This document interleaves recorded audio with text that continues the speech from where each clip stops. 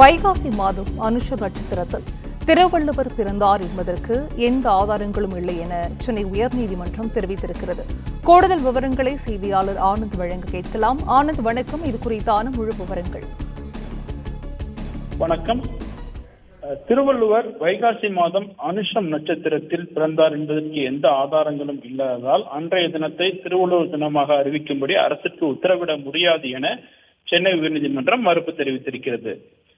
தமிழ் மாதம் தை 2ஆம் தேதி திருவள்ளுவர் தினமாக விடுமுறை நாளாக கொண்டாடப்பட்டு வருகின்றது.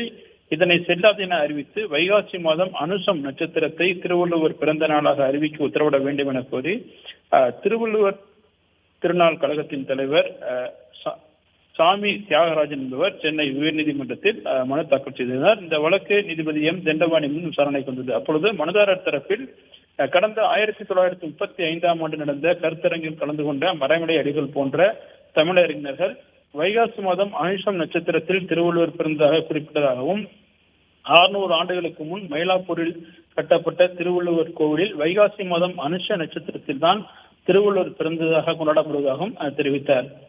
அரசு சார்பில் ஆஜரான அரசுடைய தலைமை வழக்கினர் தை மாதம் 2ஆம் தேதி திருவள்ளுவரை போற்றும் வகையில் திருவள்ளுவர் தினமாக கொண்டாடப்பட்டு வருகிறதே தவிர திருவள்ளுவர் பிறந்த நாளாக அறிவிக்கவில்லை எனவும், எனவே வழக்கை தள்ளுபடி செய்ய வேண்டும் எனவும் வாதிட்டார்.